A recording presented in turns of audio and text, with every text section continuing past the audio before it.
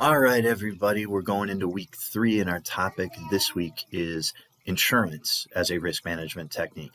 So this is chapter 2 in the text. We started out by talking about risk management last week. Now we're going to talk about a specific technique, insurance.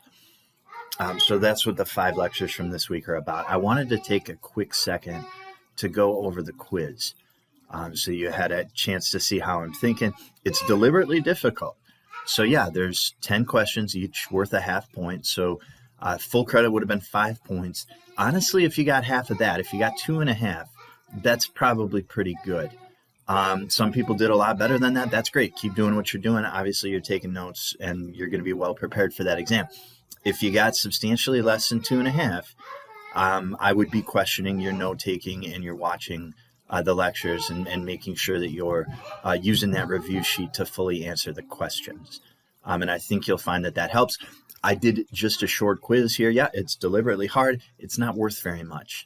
So even if you did poorly, don't worry. It's not going to substantially affect your grade. I just didn't want so much riding on that first one, but it gives you an idea of how I think. And it'll help you be prepared better for the exam. So first question, your instructor, this is probably the hardest question on here. Your instructor is concerned about hitting a student with his car when he drives to work on McKinley. Your instructor chooses a different route to work that doesn't involve McKinley. By doing so, he has managed the risk of hitting a student with his car with which technique?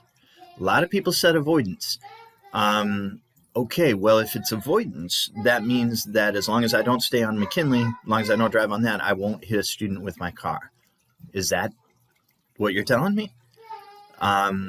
I think you can see, yeah, it's not avoidance. If you just stay off McKinley, and that doesn't guarantee I won't hit a student with my car. It's loss control. It reduces the frequency, specifically the loss prevention. So loss control was the right answer there. Tricky. A lot of people would have put avoidance. That's one of the reasons I wanted to talk about that one. Risks low in frequency and low in severity. Those should be retained. Pretty straightforward. We spent some time in lecture talking about that. Most important step in the risk management process, again, said this in lecture, identifying risks. Because if you fail to identify it, then you can't do anything to manage it. So the most important is to identify. They're not equally important. If you're doing something to reduce frequency of risk, well, we call that loss prevention. And that's just straight definition. Loss reduction is severity of risk. When we're selecting a technique, we have to consider both frequency and severity. Expected value tends to mask the relative importance of frequency and severity, and that's what tells us what technique we should use, is the combination of frequency and severity. So we need both. Number 6, car is traveling faster than the speed limit. That's a hazard. It's not a peril. It doesn't cause a loss by itself, but it is a hazard. It increases the chance of loss. And it's a physical hazard. It's not moral hazard. You're not deliberately trying to cause a loss. It's not something about the legal system or government coming in and changing the rules to make it possible that you're going to suffer losses. It's not about that. It's a physical hazard. Insurance companies prefer risks that are pure as opposed to speculative. They prefer particular as opposed to fundamental, the ones that only affect individuals, not the entire economy, and those are much harder to deal with. And then they prefer static risks that don't change over time. So pure, particular, static. That's what we were looking for there. Number 8, you injure someone in a car accident, if I do, and they sue me for damages. That's a liability risk. Fire damages a building. Tricky one here too. Fire department responds and they spray water all over the place. That causes damage too. Those are both direct losses. Indirect losses only arise from loss of use. So building burns down and I can't use it to operate my business. That's an indirect loss.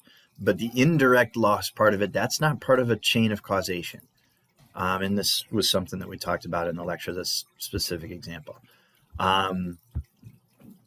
And then the last one, which of the following financial risks are speculative? Well, basically, it's going to be not credit risk. Credit risk, remember, speculative means you could have a gain. Well, you can't really have a gain if somebody fails to pay back money that they owe you, at least not without adding on a whole other explanation of, well, we charge finance charges to people who pay us late, so actually we're better off. I mean, none of that's in the definition of credit risk. So you can't manually add that yourself and transform it into something different. But interest rates can go up or down, and that could be good or bad. So that's a speculative risk. Commodity prices, if those are inputs or outputs for your production process, yeah, those prices can go up or down, which could be good or bad. That's a speculative risk. So we're looking there for interest rate risk and commodity price risk. Yeah, so that's it. Just wanted to give you a quick recap. If you have any questions, send me an email, no problem.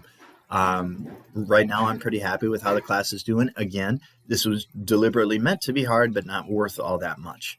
I'm trying to get you prepared for the exam, and the better you do on these quizzes, the more prepared I know you are. So I'm just kind of trying to give you a signal as to what the expectations are. To the extent that you can use that exam review sheet as you're watching the lectures, I do think that is the best way to prepare. But obviously, whatever works for you, I want you to do whatever is going to work best for you. So again, if you need to talk to me, send me an email. We'll figure it out. We'll go from there. Keep up the good work.